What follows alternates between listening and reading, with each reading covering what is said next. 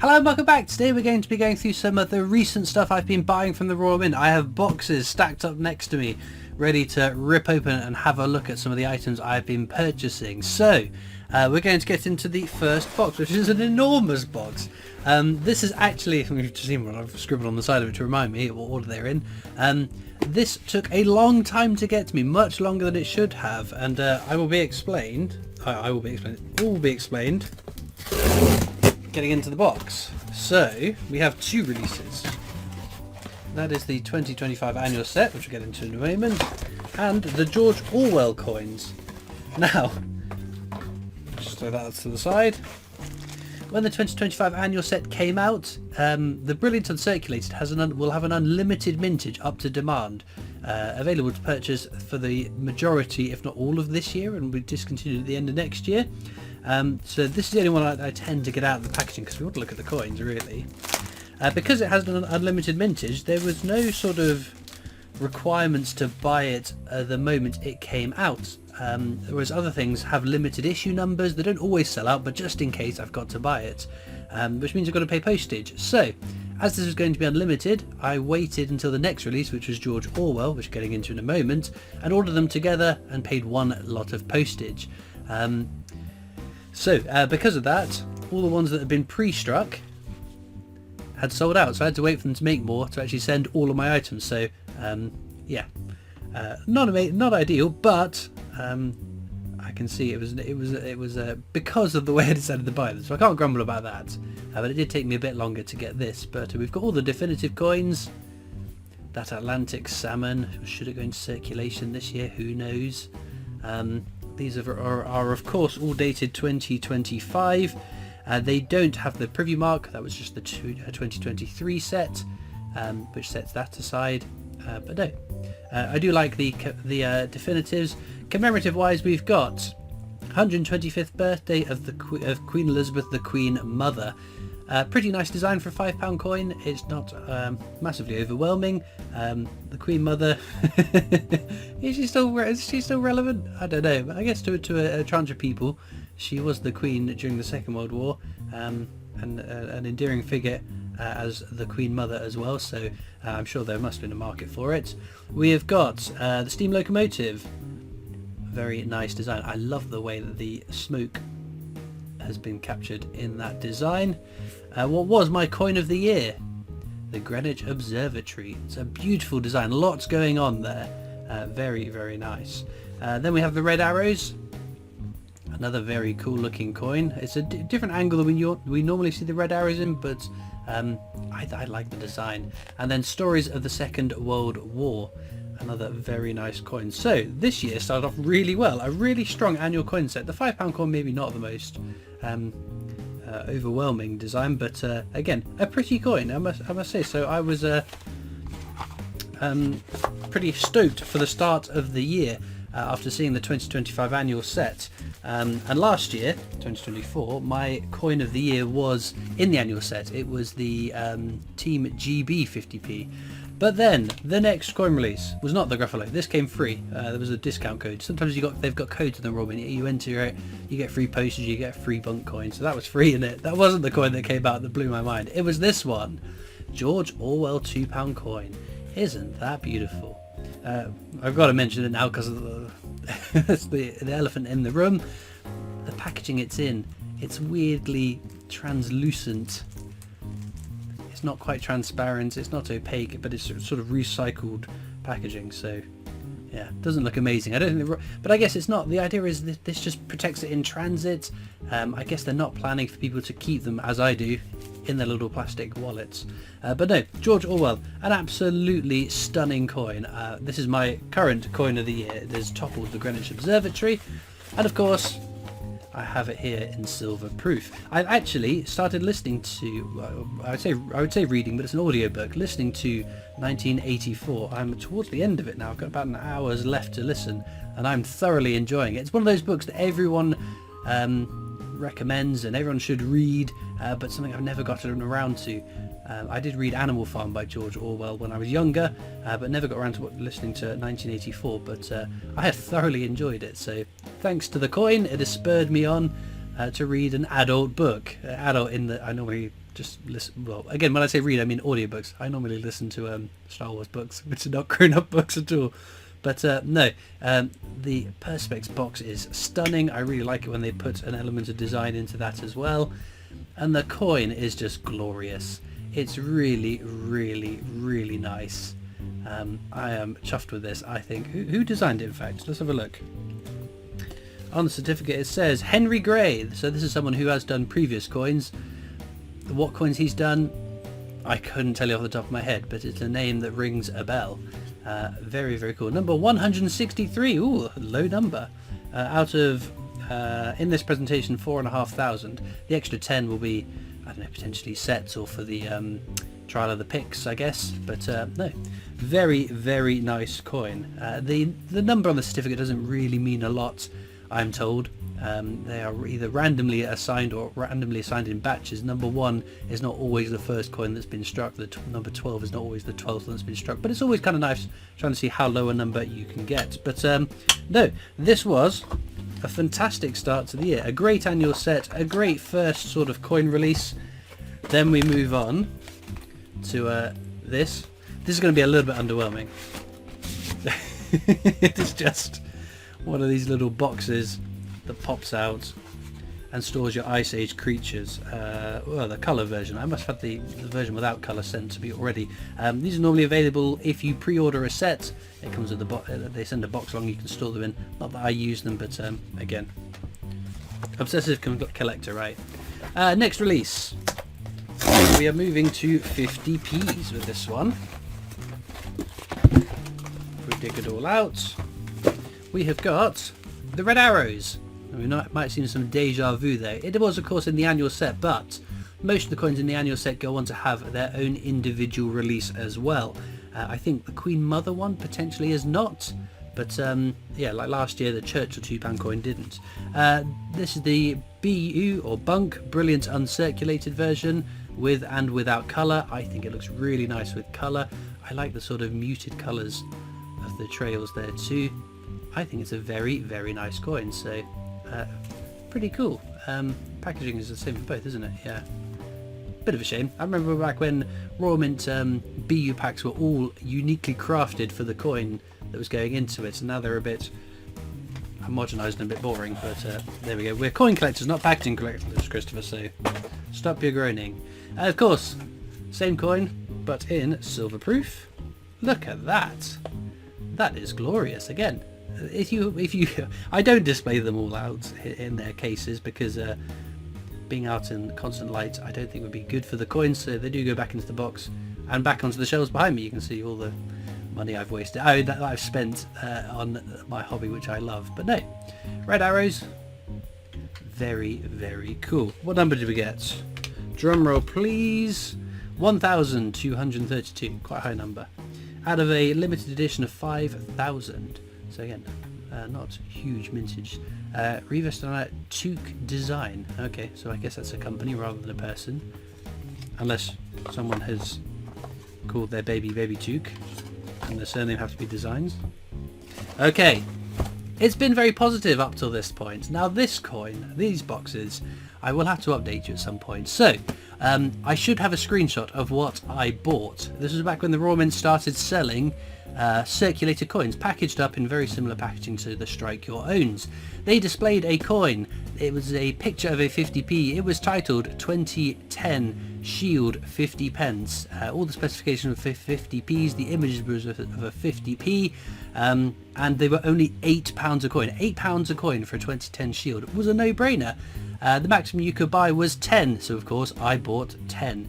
And eagerly awaited my parcel to arrive. I did have an email warning me what was coming along, but I haven't had a chance to open it for one of these videos. So, £80 spent on 10 2010 shields. What arrives? They're not very 50p shaped. And that is because they're not 50p's. These are circulated 2010 shield pound coins. Now, I know we all make mistakes, I know we all goof, but quite honestly the release of these circulated coins has been utterly embarrassing for the Royal Mint. in labelling all of the... Look at that! He spends £8 on a pound coin of that disgusting quality. It is unbelievable. So yes, selling these as 50p's could be a mistake. The pricing is pretty unbelievable with some of the coins. The markups on some of them, especially the common ones, unbelievable. Not so much with the... By comparison, a common one is a huge bundle of cash, and then an actual rare one is not that much more. So whatever, I don't deal with the pricing at the Royal Mint, but to sell, to have a... put these on sale with pictures of 50p's, with write-ups of 50p's, and to send pound coins is, I think, pretty much mis-selling.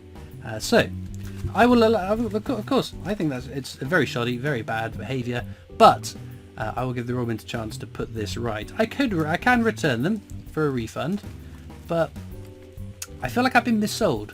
I don't think just a refund is fair, considering how much I have bought over the years. Just to get an email saying, whoops, we sent you pound coins, not 50p's, which you ordered, and that was it. Anyway, we're not going to grumble too much.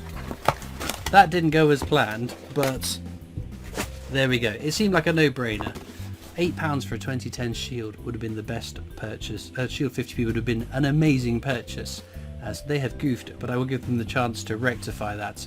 I'm sure many people have had issues with the Royal Mint in the past where something's come and it's been damaged, it's been, I don't know, scratches on the coins, whatever. This is the first time I've had an actual massive boo-boo from the Royal Mint, and I shall see how they treat me and update you, of course. Right, into the next box.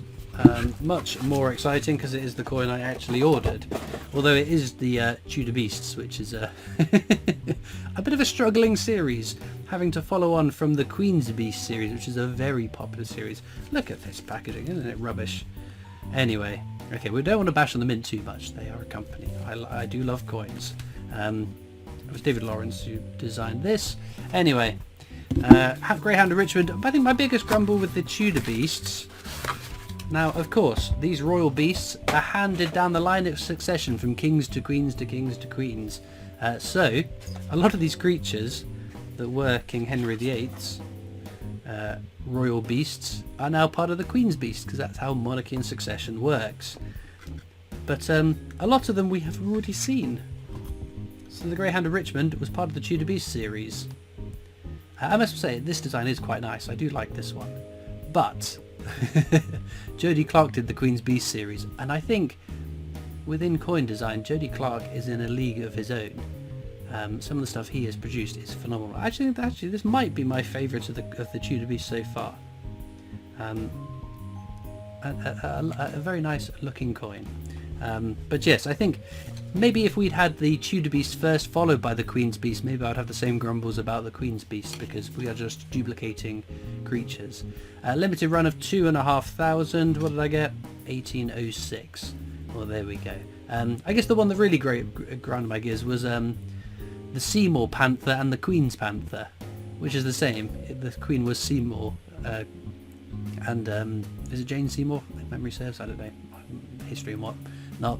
So yeah, it's the same creature twice for some reason. I know that it's based on all of the creatures that line the moat bridge at Hampton Court Palace, so their hands are somewhat tied, but yes, a bit of an underwhelming series, but because I've started I've got to finish it. What number am I on? 8 of 10, probably 11, because they'll do a completer as well, I'm fairly certain. They've done that with all the big series to get one more bite of the cherry.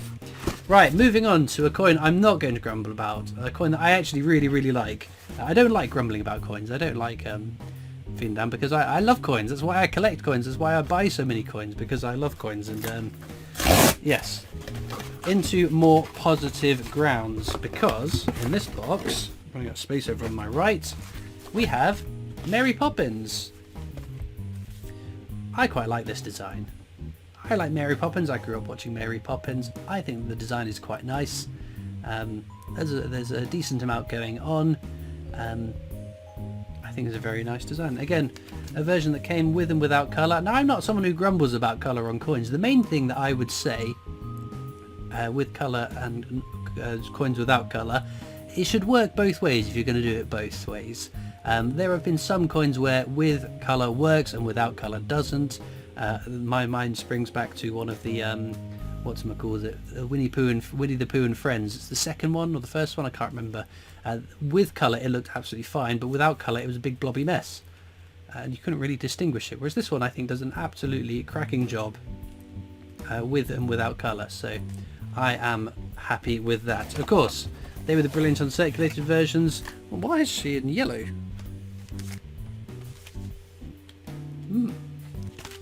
Interesting packaging design, not to reflect the item that's inside it, but there we go. I don't know the Mary Poppins law, maybe there is some sort of logic to that, but no, I think it's a very nice coin. Again, very nice box. It's got some I guess that's is it the London skyline? Very, very cool. Happy with that. I'm glad to be happy with it. What number do we get? 632 out of 5,000. Emma Noble. Emma Noble, that name rings a bell. Was it Emma Noble that did the Beatrix Potter coins? I think it might have been. Well, a lovely design, a lovely coin. I'm much happier going through those. Okay, penultimate box. We're going to return to a bit of deja vu here. Right, inside this box we have got, whoops, crash bang wallop. Stories of the Second World War. I think it's an absolutely lovely coin. Reminds me of the Victoria Cross, the medals. It's really interesting seeing what was King George VI, isn't it, on the coins? Well, on the medals on the coins. Again, having medals on coins and coins on coins, I think is a cool sort of design to have. Very, very nice coin. I do like that one, and of course, same coin but in silver proof. So we'll get into that. There we go. I forgot to mention, with these, with the silver proofs, sometimes we see lots of them toning quite quickly, and it is a bit upsetting when you spend a lot of money and the coins start toning within sort of a case of having them 6 months. What I find, if you take the coin and you make sure the capsule is screwed shut, so you can see that was about a 5-minute turn if this was a clock face. I think the ones that I have done that for, they haven't toned as quickly as others. So if you get coins in these screw capsules, just give it that little bit of a twist test, make sure it is firmly secured, because again, some people say it's the black foam, some people say it's the white foam, some people say it's whatever. That's my own personal belief. It seems to be working for me, so I'm happy with that. Oh, another low number, 376 out of 3,500. Okay, so this number here, the limited presentation, is much lower than this one. It's because obviously these silver proofs in this presentation, there's only 3,500. There was 5,060 minced in total, because some of those silver proofs will be going into the annual silver proof set. Timothy Node. So Timothy Node did one of the special sovereigns. Is it 2002, the Golden Jubilee? I know he did a special sovereign. I can't remember exactly which one. Or was it the 2005 George and the Dragon, sort of modern looking one? One or the other. But no, again, a name that rings a bell. Obviously, with coin designs, you will see some of the same designers return time and time again. I guess once you get it right once, you can get the sort of gist of what the Royal Mint wants, and you can compete in those competitions more betterly. Anyway, moving on to the last box, we've got some gold for this video as well. Some very, very nice gold, because all gold is nice, although some gold is more expensive than other gold, and this is on the expensive end, but I will try and rationalize my purchase as we get into it. Okay, big box containing not an awful lot. Maybe they ran out of small boxes. I have to send them in the big box. Okay, where are we going to start then? We have got Brilliant Uncirculated without colour. It is of course John Lennon, the latest music legend, following up from Paul McCartney. Weirdly, this packaging doesn't seem as opaque. Maybe they've taken on feedback and I've managed to get some recycled. Again, it's a little bit discoloured, but maybe they've got some packaging that isn't all gross. They can figure out a way to do it in a green way without the coins looking green, which is good. I think that's positive. But no, John Lennon, it's a lovely design, isn't it? I really like that. I'm not a massive John Lennon fan. I don't really like the Beatles. Controversial opinion, I know, but we all like different music and whatnot. I think it's a stunning design. I think it's really cleverly done. What I always say with the music legends, if you strip away the wording, you should be able to tell who it is. And some of the coins have achieved that in the Music Legends series, others have not. I think this certainly does it. I think it's a lovely design. And again, the third successive music legend that seems to be doing really, really well. So I'm very glad that Roman have managed to breathe some breath of fresh air into this series and produce some more coins that have got a bit more oomph, a bit more get up and go, and are reaching out beyond just coin collectors, because we'll all buy the coins anyway. You've got to reach people who don't typically buy coins. Colour version. Spot the difference? No, again, the colour adds to the design. It works with and without. I think it's really, really nice. Of course, Muggins here can't help himself. We've got 1 ounce silver proof. So if we get this out.